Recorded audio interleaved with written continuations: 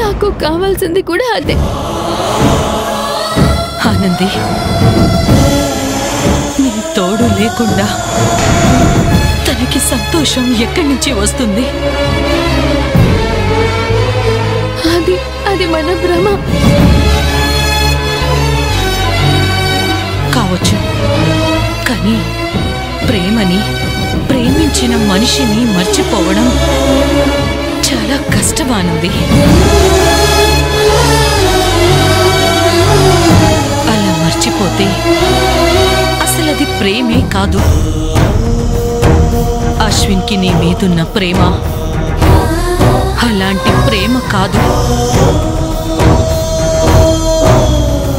చూడానంది, ఒక్కోసారి మనం ఆవేశంలోనో ఆవేదనలోనో కొన్ని మాటలు అనేస్తాం.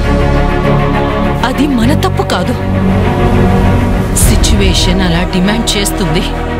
కానీ ఆ తర్వాతైనా మనం రియలైజ్ అవ్వాలి. లేకపోతే మనమే మన లైఫ్ని స్పాయిల్ చేసుకున్న వాళ్ళం అవుతాం.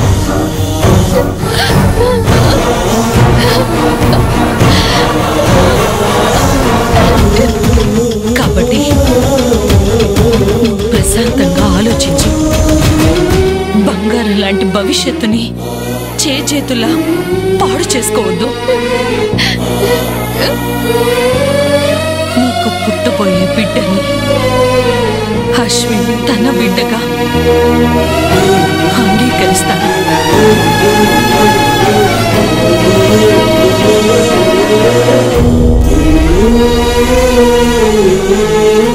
తనకి నీ మీద అంత ప్రేమ ఉందా ఆనంది? ఆలోచించుకో.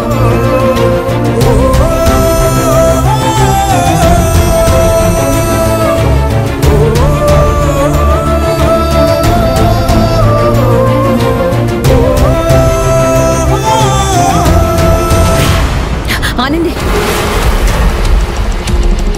వార్డెన్తో నువ్వు మాట్లాడుకున్న మాటలు బట్టి చూస్తే మీ ఇద్దరు అశ్విన్ వాళ్ళ ఇంటికి వెళ్ళొస్తున్నారని అర్థమైంది. ఏం జరిగింది అక్కడ? విన్నావు కదా, అశ్విన్కి వేరే అమ్మాయిని చూసి పెళ్లి చేయమని చెప్పావా? అవును. నీకేమైనా మెంటలా? ఇది నా సొంత విషయం కావచ్చు, కానీ దీంతో మహేష్ లైఫ్ లింక్ అయ్యింది. నువ్వు అశ్విన్ని పెళ్లి చేసుకుంటేనే మహేష్ మైండ్ టోటల్గా క్లియర్ అవుతుంది.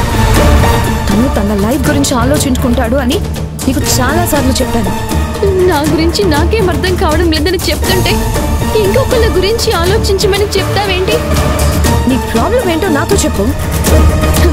నీతో నువ్వు చెప్పకపోతే నాకు తెలియదు అనుకుంటున్నావా?